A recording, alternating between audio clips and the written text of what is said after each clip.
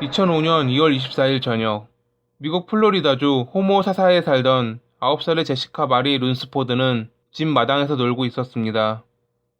어머니의 저녁 먹으라는 소리에 집으로 들어간 제시카는 식사 후 자신의 방에서 잠이 들었고 다음날 사라집니다. 집안에 남아있는 외부 침입의 흔적은 누군가 제시카의 집에 침입해 그녀를 데려갔다는 것을 나타냈습니다. 많은 인력이 투입되며 제시카를 찾기 위한 수색이 광범위하게 벌어졌지만 그녀의 흔적은 찾기 힘들었고 애꿎은 시간만 흐릅니다. 그로부터 3주 뒤인 3월 12일, 제시카의 집으로부터 65m 떨어진 곳에 살던 존 에반 쿠이라는 남성이 체포됩니다. 과거 주택 침입과 더불어 아동에 대한 반복적 성범죄를 저지른 전적이 있었던 존이 이사를 하려 하자 경찰은 그를 의심했던 겁니다.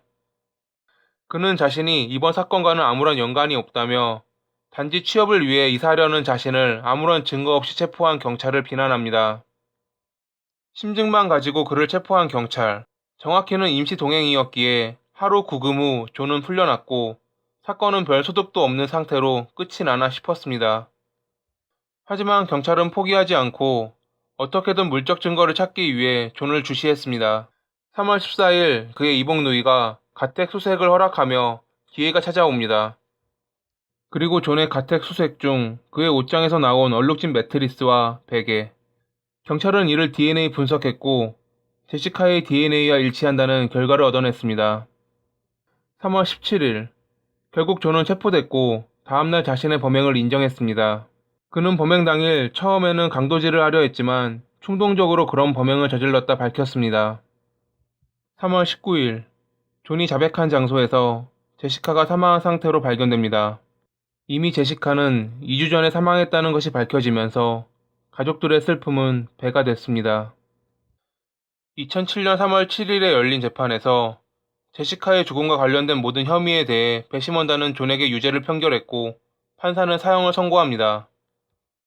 판결이 내려지기 전까지 평균 10시간이 걸리는 것에 비해 그날의 판결은 1시간 15분 만에 끝났습니다. 그만큼 그가 한 행위는 누구도 용서하지 않을 범죄였던 겁니다. 존의 변호사는 그가 어릴 적부터 불우한 생활을 겪었고 지적장애를 가지고 있었기에 범행을 저질렀다며 항소합니다. 하지만 테스트 결과 지적장애 기준인 IQ 70보다 높은 78이 나오면서 그의 항소는 기각됐고 2007년 8월 24일에 사형 확정을 선고받습니다.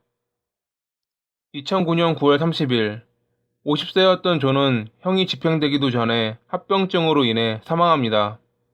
자신의 범죄에 대해 책임도 지지 않으며 그는 그렇게 도망쳤습니다.